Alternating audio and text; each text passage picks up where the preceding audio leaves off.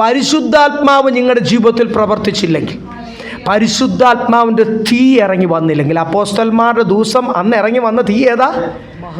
മഹിമ കണ്ട സാക്ഷികളാണ്. ഞങ്ങളെങ്ങനെ മിണ്ടാതിരിക്കും? ആ തീ അവരുടെ മേൽ വന്നപ്പോഴാണ് അവർക്ക് പ്രവർത്തിക്കാൻ തോന്നിയത്. അതുവരെ എൻ്റെ കാര്യം, എൻ്റെ നന്മ, എൻ്റെ കുടുംബം, എൻ്റെ കുഞ്ഞുങ്ങൾ, എൻ്റെ ഐശ്വര്യം, എൻ്റെ പണം, എൻ്റെ സുഖജീവിതം.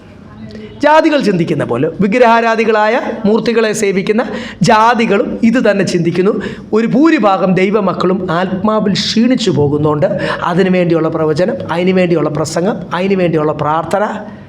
നമുക്ക് ഡിഫറൻ്റായി തീരണ്ടേ? We have a different spirit. കാലേബിൻ്റെ മേൽ പകർന്ന, യോശുവയുടെ മേൽ പകർന്ന ആത്മാവിനെ പറ്റി ബൈബിൾ എന്തോ പറയുന്നത്? ഒരു വേറിട്ട ഒരു സ്വഭാവം എന്ന് പറയുന്നു.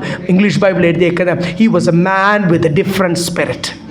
മറ്റവരൊക്കെ പറഞ്ഞു ഞങ്ങളെ കൊണ്ട് നടക്കത്തില്ലെന്ന് പറഞ്ഞപ്പോൾ യോശുവയും കാലേബും പറഞ്ഞു കർത്താവ് സഹായിക്കും, ഞങ്ങളെ കൊണ്ട് നടക്കും. ഈ വിശ്വാസം എന്തിനാ വേണ്ടത്?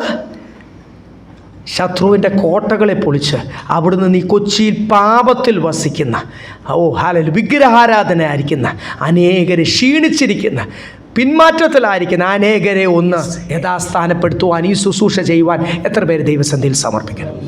ഇത് തീരുമാനമാണ്. അതുകൊണ്ട് പലരും പേടിച്ച് കൈവെക്കുന്നില്ല അല്ലേ? ഒരു ടേക്ക് എൻ ഓത്ത്, ദൈവസന്നിധിയിൽ സമർപ്പിക്കാൻ.